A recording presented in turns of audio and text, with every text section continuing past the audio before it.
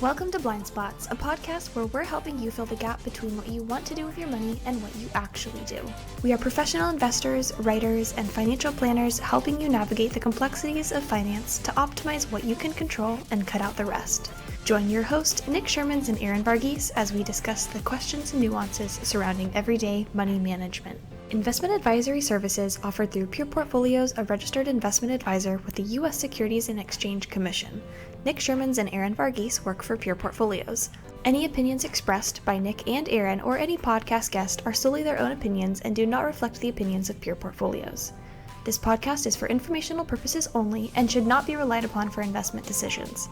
It should not be construed as legal or tax advice and is not intended to replace the advice of a qualified attorney or tax professional. Clients of Pure Portfolios may maintain positions in securities discussed in this podcast. This information is not an offer or solicitation to buy or sell securities. The information contained may have been compiled from third-party sources and is believed to be reliable.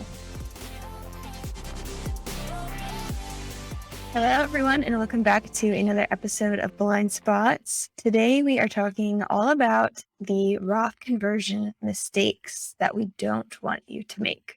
So we cover a lot of popular topics on this podcast, like the prospects of a recession, when to take Social Security, et cetera, but we haven't addressed this one yet, and that is Roth conversions. So there's a lot to talk about Roth conversions, why they're great, but we know that they are certainly not for everyone, and we often talk a lot about fear of missing out or FOMO and wanting to do what the rest of your social circle is doing, what your friends are doing.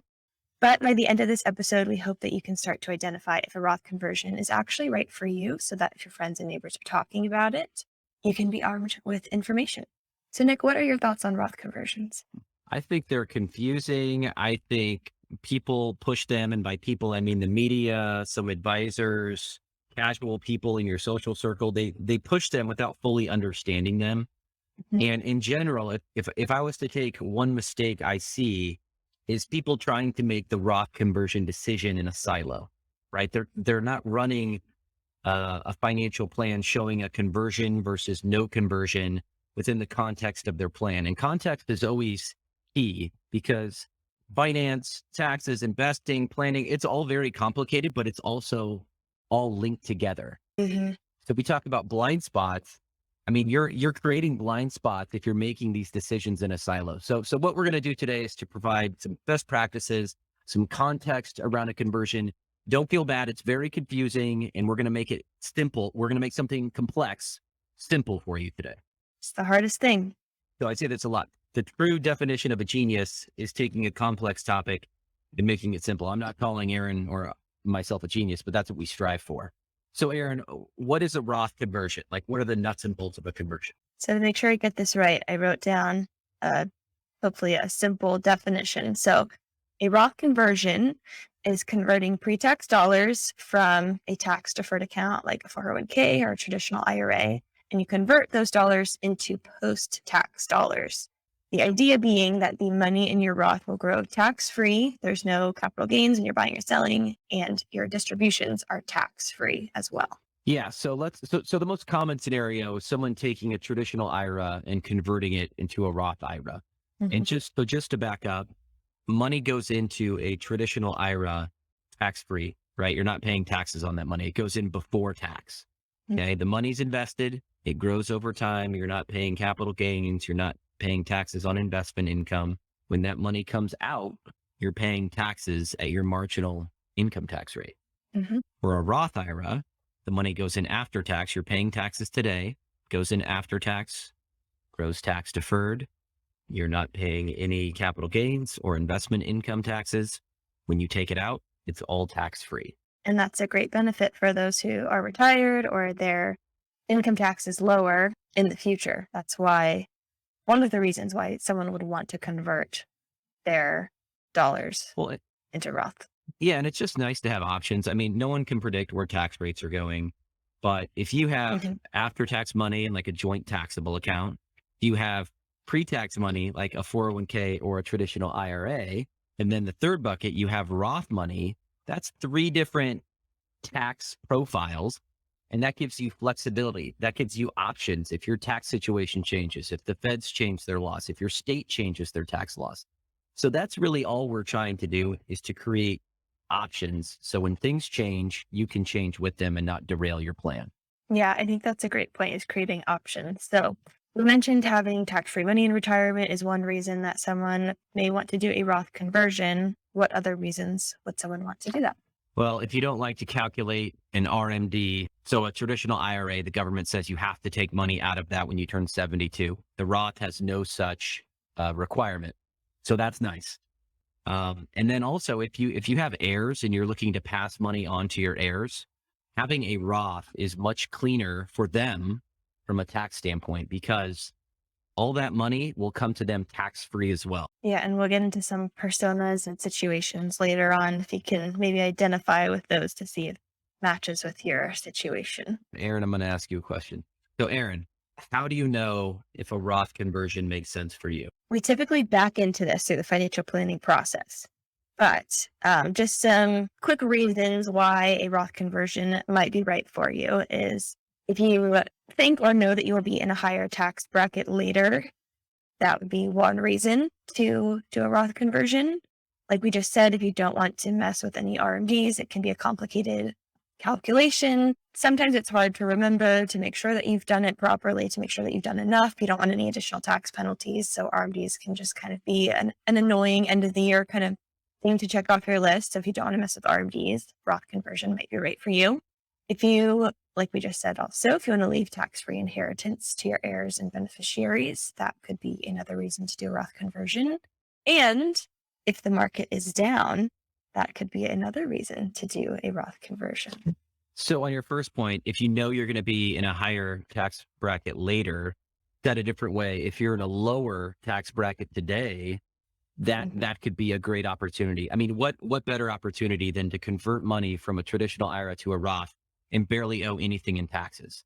And I think a lot of people make the mistake of thinking about Roth conversions as all or nothing. Like you can convert a small percentage of your portfolio just to see how it feels, how it affects your taxes, and do that for 5 years in a row, as opposed to taking a huge tax bath, quote unquote, in 1 year and converting a greater percentage.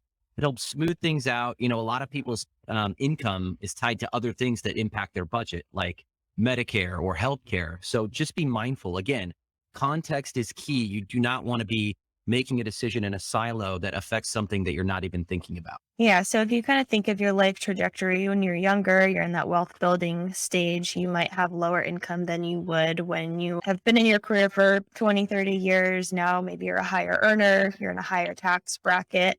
So you would want to maybe do a Roth conversion earlier or make Roth contributions earlier in life. And then same on the back end. After you've retired, but before you've turned 72, that is what we kind of call the sweet spot. So like Nick just said, when you think about doing a Roth conversion, it's not an all or nothing thing if you want to split it up between those years. If they retire at 62, you've got 10 years until you turn 72. If you've got 100,000 that you want to convert over that time, you could do 10,000 a year and split it up that way. Right. And then the last point that you made, doing a conversion when the market is down, that takes some stones because one, your portfolio is down. You're probably not feeling very good about that. Two, you're going to trigger a taxable event when your portfolio is down. So portfolio down, taxes potentially higher, that could feel deeply uncomfortable. And in finance, often what's deeply uncomfortable is often correct. So just know that that's not going to feel natural. But the thinking is, and we're going to talk about this later, the reason why you want to do it when the market is down is one, you're probably going to owe less in taxes, right? Lower traditional IRA value most times would equate to a lower tax liability from doing a conversion. And then if the markets rebound, if your time horizon's long enough, that's usually been the case in this country, you'll have a bigger pot of tax-free money. So that could be a nice tailwind when you convert at the market low. And no one's saying that you should do a conversion and try to time the market bottom, but if you convert when the market's lower and it goes higher, that's just gravy, man. That's a huge benefit to have a growing pot of tax-free money. Yeah, I think that this concept is somewhat difficult to understand. So can you break it down on how this would actually work? Like it's 2022, markets are down, everyone's feeling pain right now. if I were to do a Roth conversion today, what would that look like? Sure. So let's say you have a traditional IRA of 100,000, right? And you own, a handful of exchange traded funds. You call up your portfolios and say, Aaron, I want to do a conversion. All right.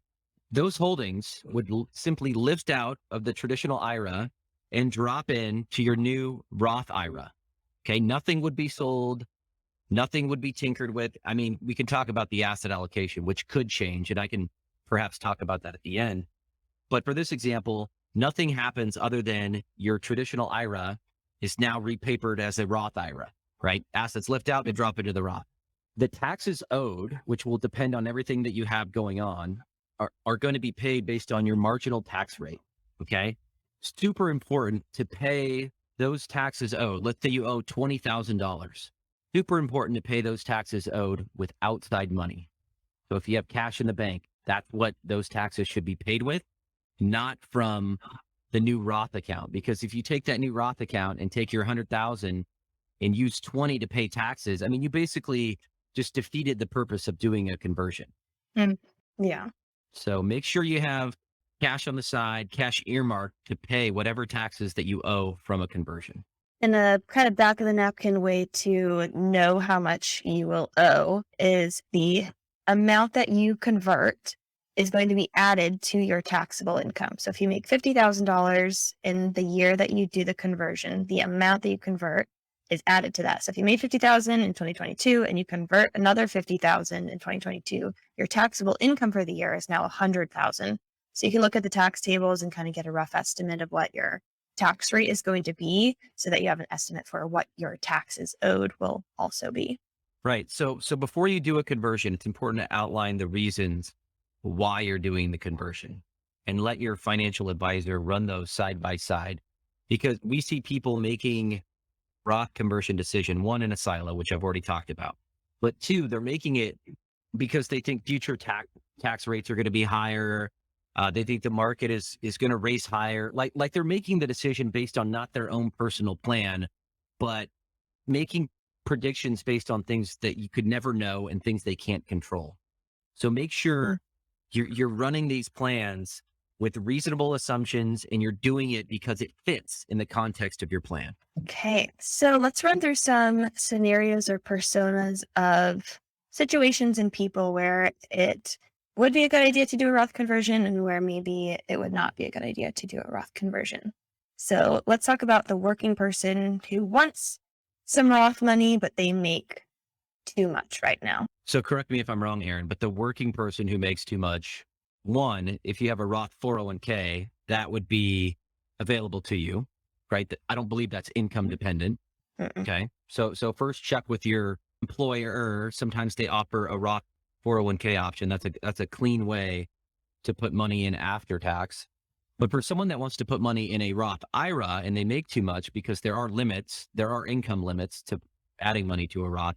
Some people at the end of the year put money into a traditional IRA and then they convert it to a Roth, and they do that year in and year out as a way to annually put money into a Roth despite making too much. And that's called a what again, Aaron?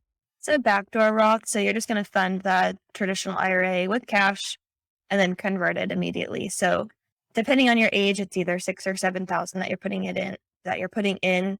It's not a lot, but it can add up over time, especially being tax free. If that's growing over 20, 30, 40 years, it can be meaningful. And because it's a fairly nominal amount, if you're making above the threshold, it's not going to add a whole lot to your taxable income anyways. Okay, what about the retiree pre-72 that wants to convert to a Roth? I kind of touched on this earlier. Yeah, so this is probably the most common. Someone who recently retired, they've got a lower tax rate and they want to create options, right? They've got their taxable money, they've got their traditional IRA, they're looking to put money into a Roth. So again, run this in your financial plan, run it side by side. And oftentimes what we land on, a couple conclusions based on doing this, hundreds of times a year, is the conversion versus no conversion plans aren't really all that different. And know that we have to make assumptions when we're doing this. So you have to make assumptions on your tax rate, on future tax rate, on financial market return. So know that This is not going to be a neat and tidy answer. You put in a math equation, out comes this answer that's going to be gospel. It's not like that. It's an inexact science. We're making decisions based on the best information that we have today. So having said all that, someone's retired, they want Roth money. What we end up landing on is converting a small amount each year, right? And that's important for people just to see how it feels, just to see how it affects your state taxes, your federal taxes. And then if you're comfortable, or if the market goes down, let's say, it's not uncommon for people to get a little more aggressive and convert more. And we'll talk about kind of scenario next. We can jump to this one next. It may not always make sense financially for you to do it, but you may have other errors and reasons for wanting to do the Roth conversion. So even if the numbers don't work out, even if you don't end your life really ahead of the ballgame because you did the Roth conversion, there may be other reasons that you still want to do it. Let's talk about that, because I think this is a powerful estate planning tool. People always talk about passing their assets on to their heirs the most tax efficient way. And this really is a good tool. So let's say you've got some traditional IRA money, a big pot of it, and you know that you're not going to spend it all. And you've got two kids and a couple grandkids that you want to see end up with some of the money. Doing a Roth conversion today, even if your tax rate is higher, even if it doesn't feel right, could make your heirs' life much easier. But it also depends on, let's say your kids, I keep saying heirs, let's say your kids. It also depends on what your kids are doing. If you have a kid who is a deadbeat, right, has a tax rate of 0 and doesn't work, then it's not going to matter if you do a conversion or not, because if their tax rate is 0, they're taking money out of a traditional IRA pre-tax, their tax rate's 0, it's going to be 0. If you're converting to a Roth and paying taxes and they inherit that Roth, their tax rate's going to be 0. So if you do a conversion in that scenario with a kid that's a deadbeat, it probably doesn't make sense to do a Roth conversion, because you're just going to end up paying taxes that you didn't have to. Now let's invert that. If your kid's a doctor and makes $1 million a year and you want them to have money for whatever reason, it would make sense to do a conversion. Maybe not all of it, but convert a decent amount, because when they inherit that converted Roth IRA, all of that money is going to be tax-free for them.